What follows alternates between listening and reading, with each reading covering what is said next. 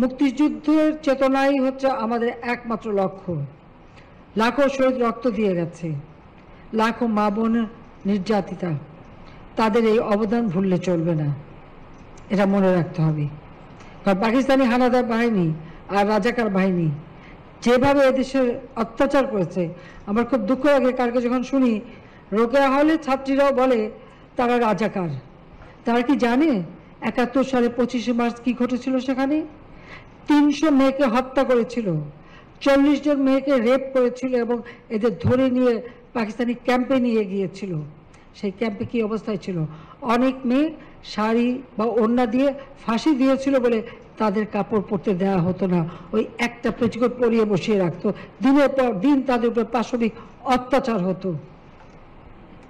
তখন যখন তাদেরকে উদ্ধার করা হয়, এমনকি একজন আমাদের মিত্র শক্তি ভারতীয় একজন শিখ সৈন্য তার মাথার পাগড়ি খুলে ওই উদ্ধারকৃত মেয়েকে তার গায়ে পেঁচিয়ে তাকে উদ্ধার করে নিয়ে আসে। এটা একটা ঘটনা না, এরকম বহু ঘটনা। আমরা মেয়েরা বসে থাকতো না, তারাও কিন্তু কাজ করতো। পিরোজপুরের যে মেয়েটা, তাকে ধরে নিয়ে যায় ক্যাম্পে, রান্না করতো এবং তার উপর পাশবিক অত্যাচার হতো, কিন্তু ওরই ফাঁকে সে ওদের খবর নিয়ে সেই নদী সাঁতরে পার হয়ে রাত্রেবেলা চিতলমারিতে যেয়ে সে মুক্তিযোদ্ধাদের কাছে খবর দিয়ে আসতো। ধরা পড়ার পরে তাকে গাড়িতে, দুটো গাড়ির সঙ্গে তার দুই পা বেঁধে সেই গাড়ি দুদিকে টেনে তাকে ছিঁড়ে টুকরো টুকরো করে ফেলা হয়। এসব অত্যাচার, রাস্তা রাস্তায় লাশ পড়ে থাকে, এরা দেখেনি, তাই নিজেদের রাজাকার বলতে তাদের লজ্জা হয় না।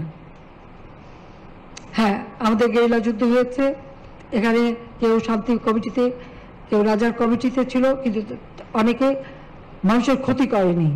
কিন্তু যে বাহিনীগুলি তারা তৈরি করেছিল, তাদের হাতে অস্ত্র দিয়েছিল এবং তাদেরকে দিয়ে মানুষের ক্ষতি করতো, অত্যাচার করত এবং লুটপাট করত, গণহত্যা চালাতো।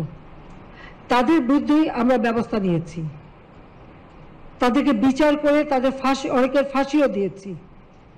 তাদের বিচার করে এই যারা তাদের দ্বারা নির্যাতিত, তারা ন্যায় বিচার পেয়েছে। দুর্ভাগ্য যে এখন যখন শুনি সে মেয়েরাও স্লোগান দেয়, এটা কোন দেশে আমরা আছি? এরা কি চেতনায় বিশ্বাস করে? কি শিক্ষা তারা নিল? কি তারা শিখলো? সেটাই আমার এখন প্রশ্ন। যে মুক্তিযুদ্ধ আমাদের গর্বের, জাতির পিতার একটি ডাকে এদেশের মানুষ ঘর বাড়ি পরিবার পরিজন সবকিছু ছেড়ে দিয়ে রণক্ষেত্রে চলে গেছে, জীবনের মায়া ত্যাগ করে যুদ্ধ করে বিজয় এনে দিয়েছে।